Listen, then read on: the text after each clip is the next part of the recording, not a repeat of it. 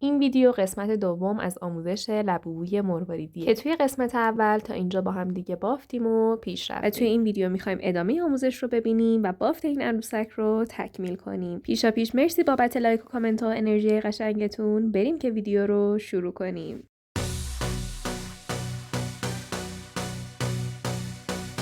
خیلی خب بچه‌ها، به این صورت من نخم رو رد کردم و اضافیش رو هم بریدم. الان میخوایم با هم دیگه این دوتا گوش عروسکمون رو ببافیم. برای این کار دو تکه نخ تقریبا هر کدوم 100 سانت و اینا 70-80 سانت 100 سانت باشن اوکی هن. خب بیارین اول میخوایم این گوش رو ببافیم. خب برای این کار نختون رو از این مهره زرد رنگ رد کنید و به ترتیب داخل نخ سمت چپتون یه مهره زرد و 2 تا دونه سفید بندازین و ببافید.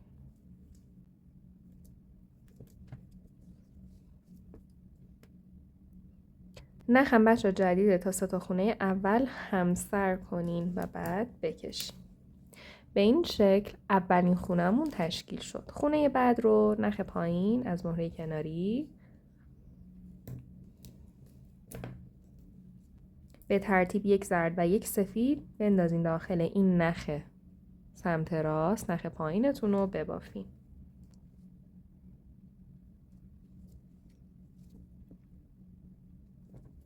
به این شکل ردیف اولمون از گوشمون تکمیل شد. ببینین این ردیف گوش 3 ردیف داره همینجوری که میبینین. میخوایم ردیف دوم رو شروع کنیم. برای بافت ردیف دوم به ترتیب یک زرد و 2 تا دونه سفید میندازین داخل این نخ سمت راستتون، نخه که به سمت بیرون گوش هست و میبافین.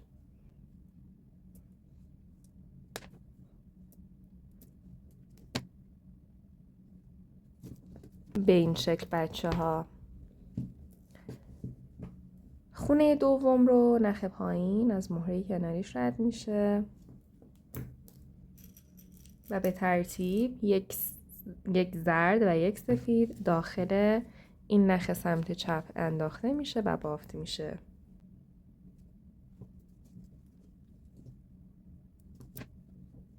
به این صورت ردیف دوم هم تکمیل شد. الان میخوایم ردیف آخر و ردیف سوم رو ببافیم. به ترتیب 2 تا دونه زرد و یک سفید بندازین داخل این نخ سمت چپتون و ببافین.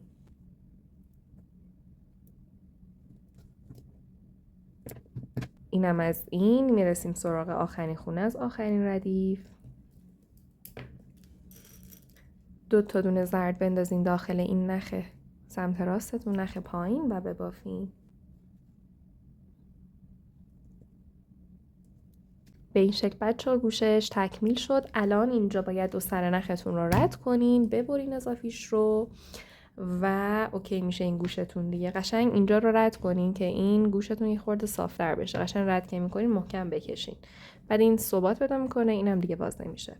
اون یکی گوشم بچه‌ها دوباره اون یه تیکه از نختون رو بیارین و بندازین داخل این مهره. خب بندازین داخل این مهره و دقیقاً ویدیو رو بزنین عقب و هر کاری که واسه این گوش کردیم رو انجام بدین و اون یکی گوش رو هم تکمیل کنین، نخ رد کنین و همه اینا. 2 تا گوشتون که تکمیل شد بیاین که با هم دیگه ادامه بافت رو بریم. خیلی خب بچه‌ها، من 2 تا گوش رو بافتم، نخاش رو رد کردم و الان به این شکل شده. میخوایم بریم ادامه بافت. بچه‌ها تقریبا 150 سانت نخ جدا کنین و حالا میخوایم شروع کنیم به ادامه بافت. بچه‌ها ببینید ردیف بعدی که میخوایم ببافیم کنیم این ردیفه. خب نگاه کنیم این ردیف رو الان میخوایم ما هم دیگه شروع کنیم بافتن. برای این کار نختون رو از این مهره زرد رنگ رد کنیم. 3 تا دونه مهره برداریم بندازیم داخل این نخ سمت راست و ببافیم.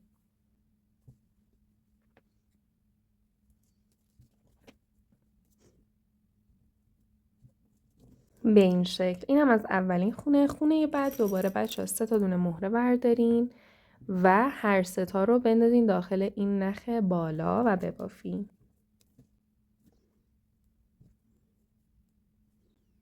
بچه نخ جدید راستی تا ستاخونه اول همسر کنین و بعد بکشین. خیلی خوب، اینم از خونه دوم. بچه ها میخوایم ادامه کار رو همجور که میبینین به این سمت انجام بدیم بافتش رو و واسه همین بعد الان این نخمون رو جا به جا کنیم و برسونیمش به این مهره. برای این کار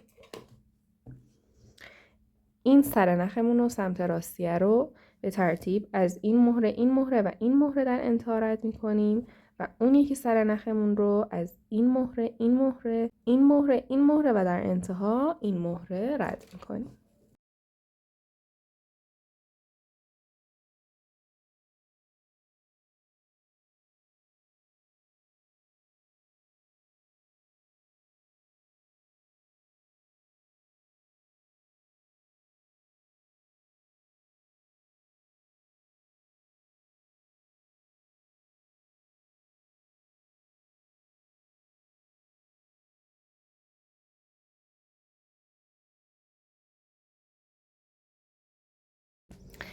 خیلی خب بچه ها، به این شکل الان هر دو سر نخمون داخل این مهره هستن. برای ادامه بچه ها این نخ پایینتونه که به سمت بافته و این نخ بالاتونه که به سمت بیرون بافته.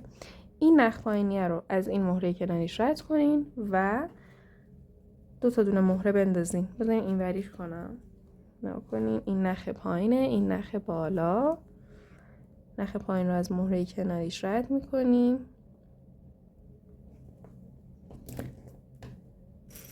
دو تا دونه مهره زرد میندازیم داخل نخ بالا و میبافیم.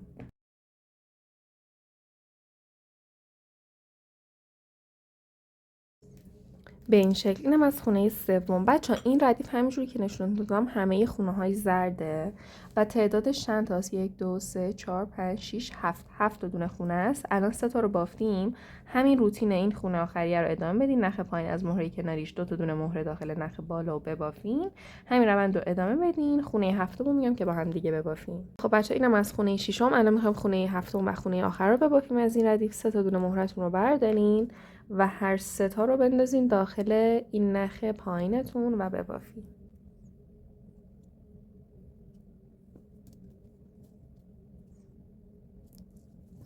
خیلی خوب، اینم از این ردیف. حالا میخوایم ردیف بعدمون و این ردیف رو که این ردیف دستهاش هست رو ببافیم که میشه نگاه کنین این ردیف به این شکل. خب که اینا زردن و این دو تا دستش مهرهای سفید دارن. برای شروع 3 تا دونه مهره بردارین، کارتون به همین شکلی که جلوی من هست قرار بدین و حالا هر 3 تا رو بندازین داخل این نخ سمت راستتون رو ببافین.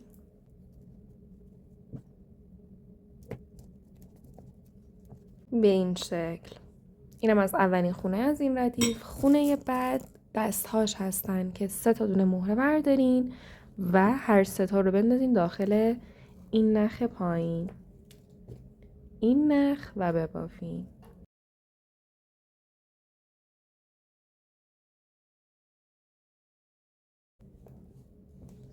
به این شکل. بچه بافتتون رو محکم هر دو تا نخ رو بکشین که صاف و صوفتر در بیاد. حالا ما اینجاییم. همجوری که دارین میبینین ما این رو باید ادامه بدیم که برسیم به این دست. خب پس برای این کار باید چیکار کنیم؟ این دو سر نخمون رو برسونیم به این مهره که از این مسیرهایی که بهتون میگم جا به جا بشین. دیگه فکر کنم اینجا رو بلد شدین. این سر نخ سمت راستتون رو از این مهره و در انتها این مهره رد کنین و اون یکی سر نخ رو از این مهره و به ترتیب این مهره از این 5 مهره رد کنین.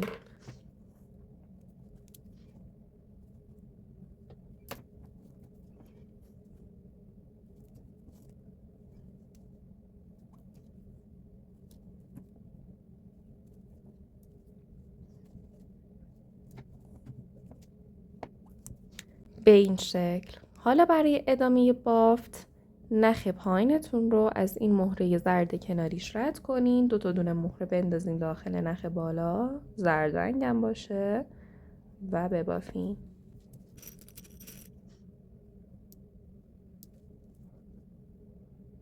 به این شکل.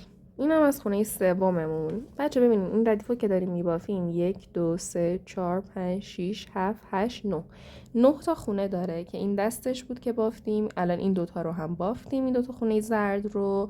و الان بچه برید 5 تا دونه دیگه خونه زرد ببافیم با همین روتین این خونه آخریه و بعد بیاییم که خونه آخر رو، خونه نهم رو با هم دیگه ببافیم. اینم از این. الان رسیدیم به خونه نهم. واسه بافت خونه نهم که دستش هست 3 تا دونه مهره سفید بردارین و فرقی نداره بندازین داخل یکی از سر نختون رو ببافین.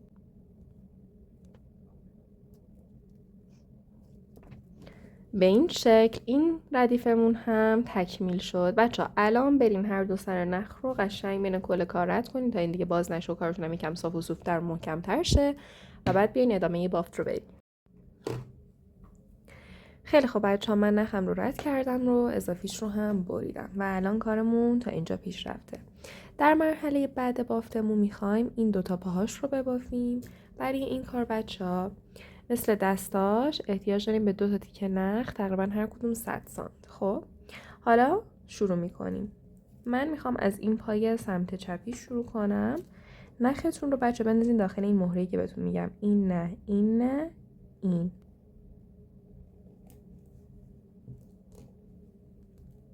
خیلی خوب. برای شروع 3 تا دونه مهره زرد بردارین، هر 3 تا رو بندازین داخل این نخ سمت چپ و ببافین. نخمون جدیده، تا 3 تا خونه اول همسر کنین و بعد بکشین. به این شکل این از اولین خونه ردیف اولمون. بزنین بچه این شکلیش کنین. خب حالا اینجا نخ پایینتون رو، این نخ رو از این مهره کناریش رد کنین. داخل نخ پایین این نخ 2 تا دونه مهره بندازین و ببافین.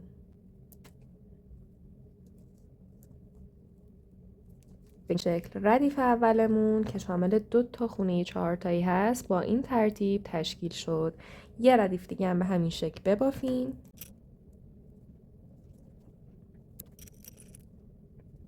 خیلی خب بچه ها، من یه ردیف دیگه هم به همین شکل بافتم. حالا میخوایم ردیف آخر از پاهاش رو ببافیم. برای بافتش 3 تا دونه مهره سفید بردارین و هر 3 تا رو بندازین داخل این نخ سمت راست و ببافین. خیلی خوب. این از اولین خونه. دومین خونهش رو هم نخ پایین رو از این مهره کناریش، مهره زرد رنگ، رد کنین. اینجا 2 تا دونه مهره سفید بردارین، بندازین داخل این نخ پایین و ببافین. به این شکل اینم از اولین پاش. همینجور که میبینین این پای سمت چپش تشکیل شد. اینجا بچه ها نختون رو باید رد کنین و که این قسمت دیگه باز نشه، اضافیش رو بچینین. اون یکی پا رو هم دوباره اون یکی دیگه نختون رو بیارین و نگاه کنین همین شکل جلوی خودتون قرار بدین و از این ور بشمارین. 1 2 3 و 4 نختون رو بندازین داخل این مهره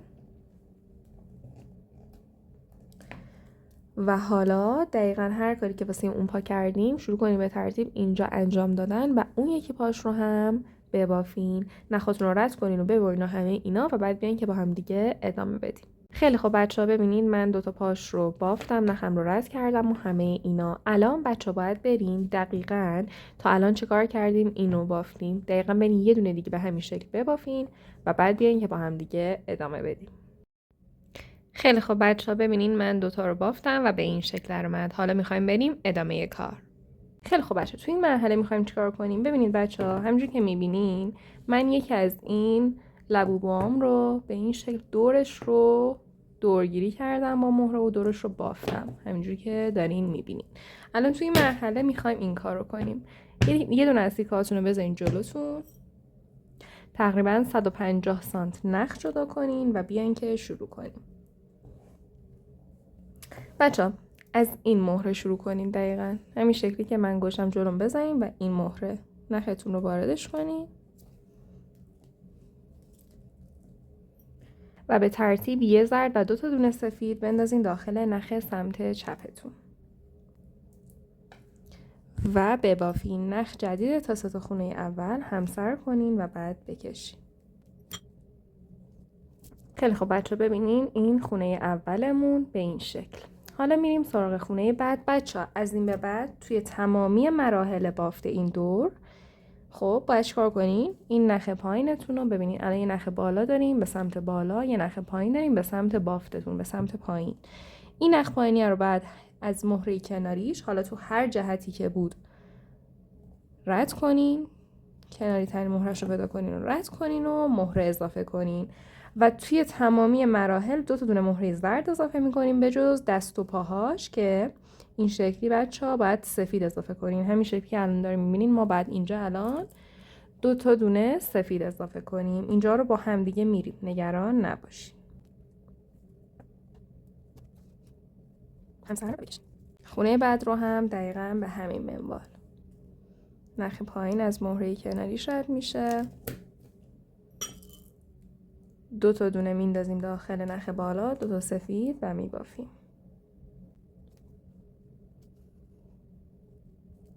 خونه بعد رو هم دوباره نخ پایین و اینجا یه دونه سفید و یه دونه زرد به ترتیب داخل نخ بالا انداخته میشه و بافت میشه.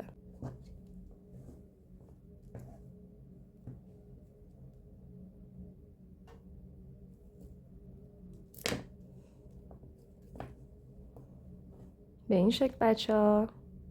این از خونه 4ممون. خیلی خوب، خونه های بعد دیگه تا برسیم دوباره به این مهره، همین شکلی باید نخ پایین رو از مهره کناریش رد کنین و 2 تا دونه زرد بندازین داخل نخ بالا و ببافین.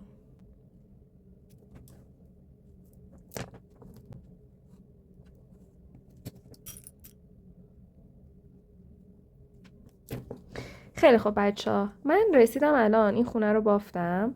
الان میخوام دوباره ادامه بدم. اینجا ببینید بهتون گفتم توی هر جهتی که بود نخ پایینتون رو از مهره کناریش رد میکنین. الان اینجا مهره کناریش توی دور کار کدومه؟ این جهتش فرق داره ولی خب هیچ فرقی نداره. شما فقط باید نخ پایینتون رو از این مهره کناری رد کنین هر جا که بود، 2 تا دونه مهره بندازین داخل نخ بالا و ببافین. حالا همینجور میبافم تا برسم دوباره به این نقطه، به این مهره و میام که بهتون بگم چجوری ادامه بدیم.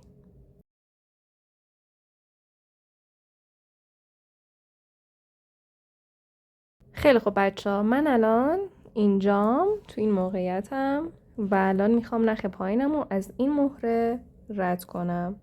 از این مهره سفید رد میکنین و اینجا 2 تا دونه سفید میندازین و میبافین.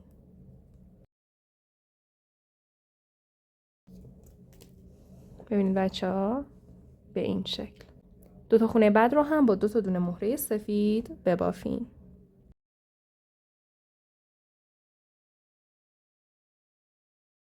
خیلی خب بچه‌ها، من رسیدم به این خونه. 2 تا خونه بعدیمو بافتم. الان میخوام این خونه رو ببافم. نخ پایینم رو رد میکنم و حالا اینجا به ترتیب 1 سفید و 1 زرد میندازم و میبافم.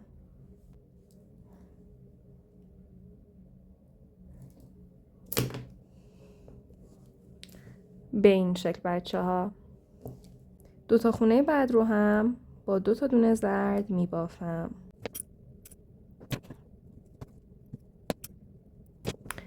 خیلی خب بچه‌ها، من 2 تا خونه رو بافتم. الان اینجا دوباره بچه‌ها میخوام نشونتون بگم که مهره کناری ممکن توی جهت‌های مختلف باشه. اینجا هم دوباره نخ پایین رو از مهره کناریش که اینجا هست، اینجا جهتش عوض شده، شما فرقی نداره رد میکنی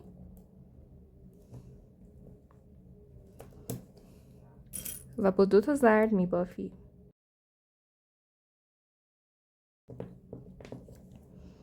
به این شکل. حالا میرسیم به دستاش. اینجا رد میکنیم نخ پایین رو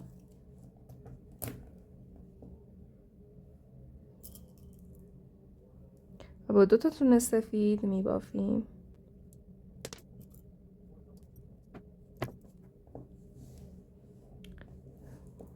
به این شکل. خونه بعد رو هم با 2 تا سفید میبافم.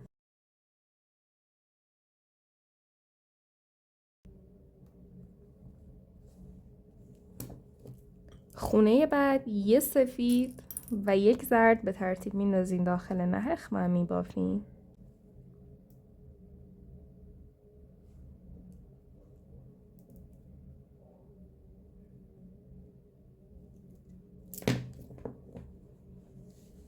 به این شکل بچه ها. و دیگه مطمئنم که میتونین ادامه بدین. برید ببافید بچه ها همین شکلی. دیگه اینجا دیگه دست و پا نداریم، همینجور از مهره کناریش رد کنین، با 2 تا دونه زرد ببافین و برین. من هر جا نخم به 15-20 سانت آخرش رسید میام تا بهتون بگم که چجوری نختون رو رد کنین، اضافه کنین و تمامی مراحل و ادامه بدین. خیلی خب بچه‌ها، ببینین من تا اینجا بافتم. الان نخم کوتاه شده، به 15-20 سانت آخرش رسیده. بچه‌ها اینجا میخوام بهتون بگم که فلسفه اضافه کردن نخ به چه شکله. الان شما ببینید ما توی این موقعیتیم. اینجا میخوایم بگیم که اینجا داریم به خودمون میگیم اوکی نخم کوتاه شد، میخوام ردش کنم و نخ جدید اضافه کنم. شما تو این موقعیت باید این لوکیشن و موقعیت نختون و هر دو سر نختون رو یادتون باشه. خب الان واسه من چیه؟ تو این مهره است و به این شکل. حالا اینو که یادتون موند اینا اوکی، بریم ادامه کار. در ادامه بعد بیاین هر دو سر نخ رو رد کنیم بین کل کار تا این قسمت باز نشه و بعد بیاین که با هم دیگه نخ جدید رو اضافه کنیم. خیلی خب بچه‌ها، من نخم رو رد کردم و اضافیش رو هم برید. همینجوری که اینجا دیگه باز نمیشه و محکم شده. حالا بود اونجا بهتون گفتم لوکیشن نختون رو یادتون باشه، موقعیتش رو. الان نخ جدیدتون رو بیارین، دوباره تقریبا 150 تا نخ جدا کنین و نخ ما داخل این مهره بود دیگه. همین رو دوباره نخ جدید رو اضافهش کنین به همین موقعیت و حالا شروع کنین به ادامه کار. فرض کنین همون نخ قبلی است که این نخ بالا و این نخ پایینه. نخ پایین رو مهره کناریش رد کنین، 2 تا دونه مهره بندازین زرد بالا و ببافین.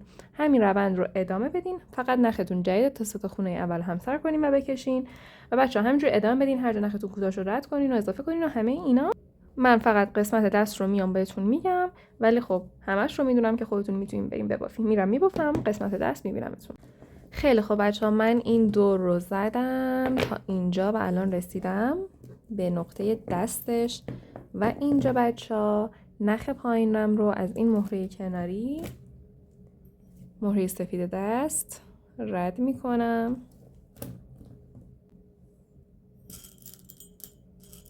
با 2 تا دونه مهره سفید میبافمش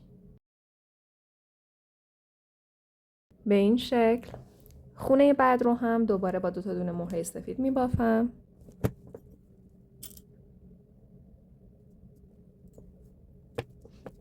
به این شکل. خونه بعد رو نخ پایین رو رد کنین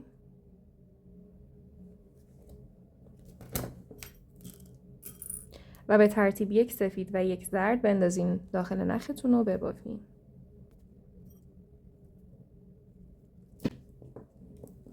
به این شکل و حالا ادامه بدیم بافت رو. یکم دیگه مونده تا برسیم به نقطه شروع و همون نقطه پایینمون هم میشه تا بهتون بگم چجوری کار رو تمام کنیم. خیلی خب بچه‌ها، رسیدیم به نقطه شروع. الان توی همچین موقعیتی هستیم. میبینین این خونه اوله، یه مهره کنارمون داریم و الان اینجا باید چیکار کنین؟ نخ پایینتون رو علاوه بر این مهره کناریش از این مهره هم رد کنین، از این 2 مهره در مجموع.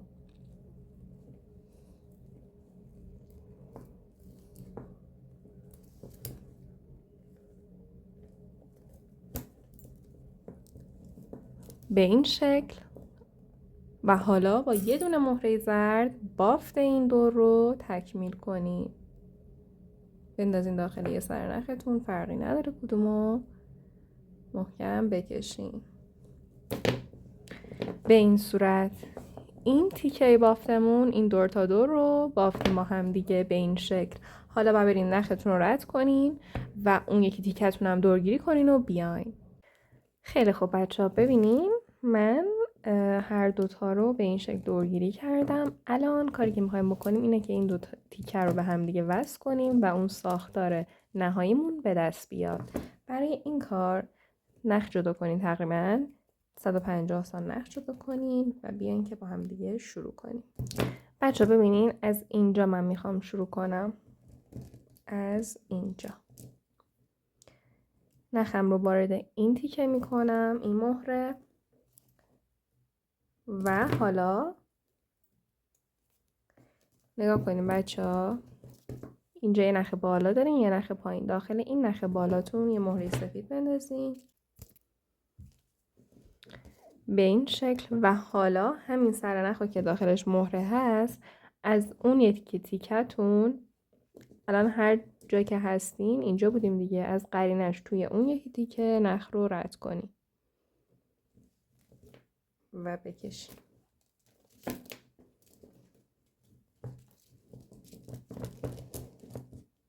به این شکل بچه ها میبینین این اون مهره جدید است و این دوتا مهره. حالا اینجا دوباره یه دونه مهره سفید برمیدارین، میندازین داخل یه سر نختون، فرقی نداره کدومو، میبافین.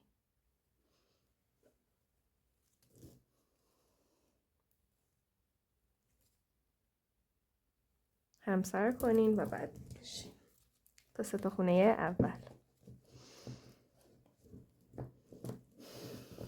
به این شکل اولین اتصالمون تشکیل شد که این شکلیه، این خونه است. حالا اینوری کنین کار رو.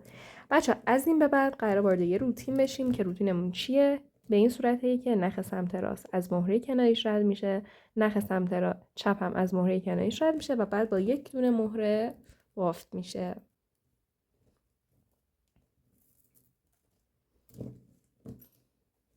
و نخ و مهره چپ و راستتون به هر رنگی که بود به همون رنگ مهره اضافه میکنی.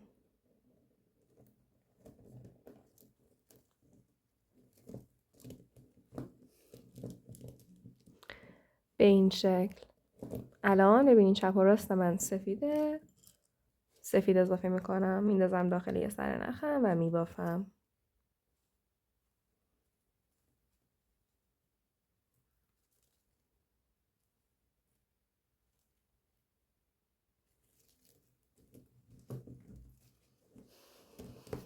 به این شکل. اینم از دومی خونه رابط.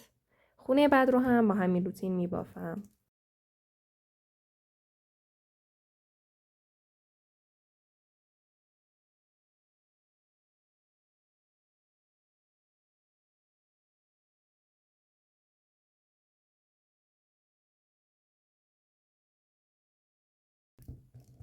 بچه ها فقط اینجا الان سختی کار ما چیه؟ اینه که ما باید این بین رو انجام بدیم. الان ببینیم مثلا اینجا الان شروع این کاره. الان باید نخ چپ و راستتون رو وارد این دوتا مهره کنین. ببینین یکم سخته دیگه، باید این پاش رو به این صورت باز کنین و مهره ها رو پیدا کنین و انجامش بدین. یکم ممکنه دسترسی بهش یکم سخت باشه ولی خوب شدنیه.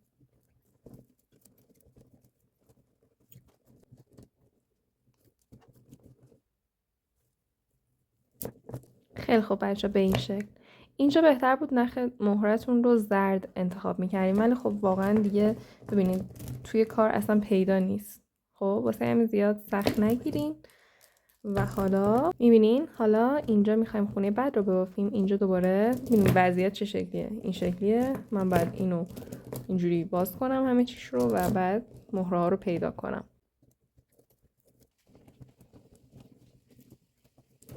با یه زرد تکمیلش کنم.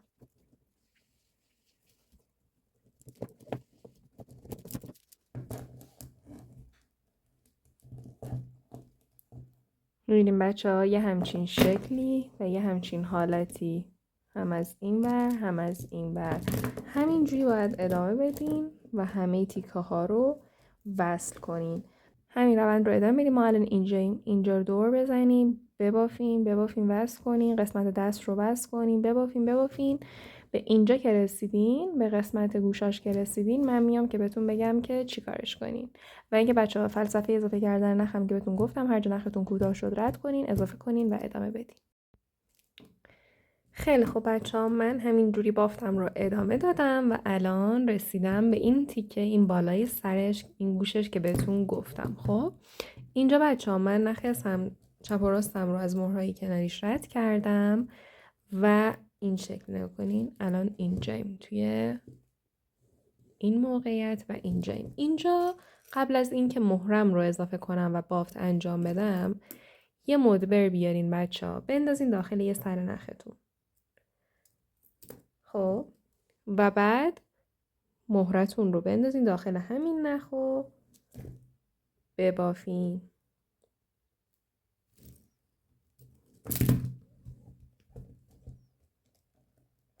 میبینید به این شکل مدبر وصل شد و بافتمون حالا به این صورت میتونه متصل شه به هر چیزی که میخواین. البته بچه‌ها میتونین مستقیما وصل نکنین، یه تیکای زنجیر وصل کنین به مدبر، یکم بلندترش کنین، حلقه وصل کنین و که یکم بلندتر بشه این آویزتون و بعد چیز کنین دیگه. همینا به سلیقه خودتونه. من همینجور خواستم کوتاه باشه، شما میتونین به این حلقه مدبرتون زنجیر وصل کنین و بعد زنجیر رو بندازین داخل این قسمت رو ببافین. خب که به سلیقه خودتونه. حالا من میرم بافت رو ادامه میدم. بچه ببینید به این شکل شد. مال شما بالا به این شکل شده باشه. الان ادامه بدین، این گوشه رو برین ببافین دور و همه اینا و بعد بیاین این ابتدا که همون انتهامون هم میشه تا با هم دیگه کار رو تکمیل کنیم. خیلی خوب بچه ها، من این دور تا دور رو کامل بافتم. الان رسیدیم به نقطه شروع. اینجا بچه ها نگاه کنیم، این خونه یکی مونده به آخره. من این رو که ببافم ببینید چه اتفاقی میفته. اینجا این خونه آخرم خودش تشکیل شد، یعنی حالا 4 تا مهرش صرفا کنار هم دیگه قرار گرفتن. حالا اگه مال خودتون رو با دقت نگاه کنین بدون اتصال نخی. الان کاری که باید انجام بدین اینه که یکی از سرهای نخ رو از این 4 تا مهره خونه آخر رد کنین 1-2 بار تا این اتصال اتفاق بیفته.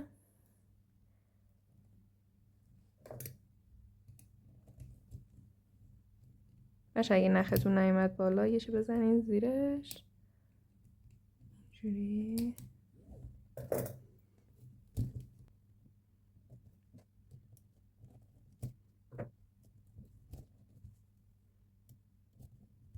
خیلی خوب، یه دور زدیم. الان این 4 تا مهره این خونه با اتصال نخ به هم دیگه متصل شدن.